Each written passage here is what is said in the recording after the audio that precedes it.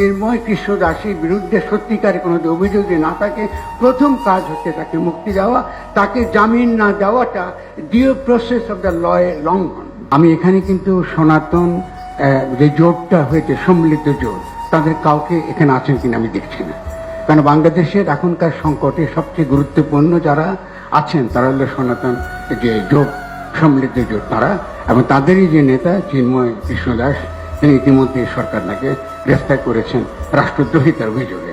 এখন রাষ্ট্রদ্রোহিতা একটা কিন্তু ব্রিটিশ আইন, এবং আমরা কিন্তু জুলাই গণঅভ্যুত্থানের পরে এই ধরনের আইন নাগরিকত্ব প্রয়োগ হবে এটা কিন্তু আমরাও আশা করি না যারা জুলাই অভ্যুত্থানের সঙ্গে যুক্ত ছিলেন। ফলে এখানে আইনগত দেখতে হচ্ছে যে একজন ব্যক্তি এখানে আপনার তার বিরুদ্ধে অভিযোগ করেছে, যে অভিযোগ করা হোক না কেন, তিনি একজন একটা বিএনপি, তিনি একজন সদস্য, এবং সে সদস্য করেছে, পরবর্তীকালে বিএনপি আবার তাকে বরখাস্ত করেছে, তার দল থেকে বহিষ্কার করেছে, কিন্তু তার এই মামলাটা তোলা হয় নাই। ফলে দেখা যাচ্ছে এখানে একটা রাজনৈতিক দলেরও এখানে একটা উস্কানি রয়েছে পরিষ্কার, যেটা আমাদেরকে পরিষ্কার হতে হবে যে কেন এই মামলাটা করা হলো, এবং যদি তারা বহিষ্কারই করে থাকেন তাহলে সেই মামলা কেন তারা উঠে তারা করেন। ফলে আমাদের কাছে প্রশ্ন এসে গেছে, যারা আমরা জুলাই অভ্যুত্থানে ছিলাম এবং আমাদের উপদেশ সমাজে অনেকে আছেন, তাদের জীবন ঝুঁকি নিয়ে আমরা এই কাজটা করেছি। ফলে যারা বাংলাদেশকে অস্থিতিশীল করছে, এটা কিন্তু বাংলাদেশের ভেতরে, আমি কলকাতার কি তাদের যে একটা অত্যন্ত নিম্ন শ্রেণীর আপনি কি বলে গণমাধ্যম কি প্রচার করছে, এটা ইরেলেভেন্ট আমাদের জন্য। আমরা জানি যে ভারতের যে তাদের যে সত্যিকারে যারা তারা সিদ্ধান্ত গ্রহণ করেন, তাদের ব্যাপারটা ভিন্ন রকম। ফলে আজকে এখানকার যে বিভিন্ন ধর্মের সঙ্গে সম্পর্কের প্রশ্নটা একই সঙ্গে একটা ভূরাজনৈতিক প্রশ্ন হয়ে উঠেছে, এবং এটা বাংলাদেশের জন্য অত্যন্ত বিপজ্জনক।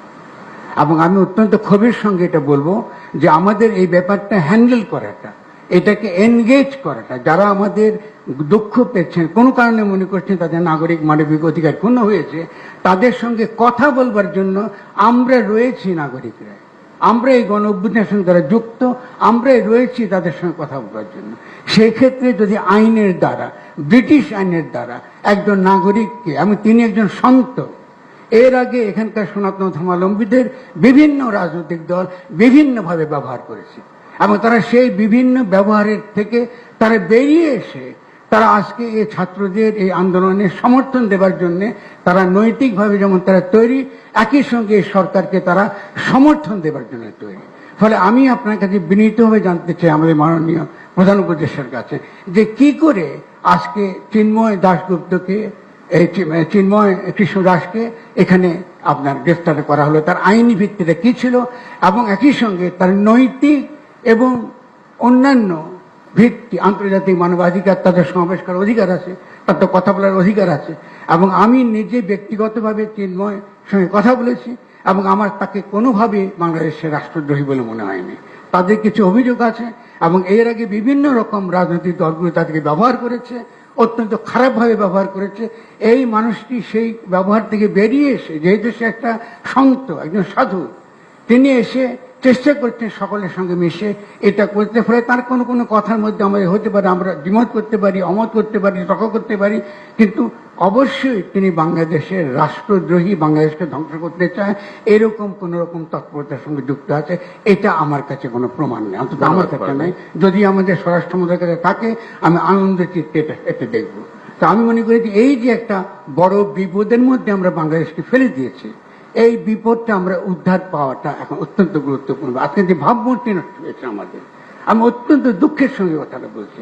এতগুলো মানুষ মারা গেল, এতগুলো ছেলে পঙ্গু হয়ে রয়েছে, সেখানে আমরা এখানে বাংলাদেশকে একটা জঘন্য দেশ হিসেবে, যেখানে সংখ্যালঘুরা নিরাপদ নয়, এইভাবে আমরা আমাদেরকে আজকে সারা পৃথিবীতে আগে করা হচ্ছে।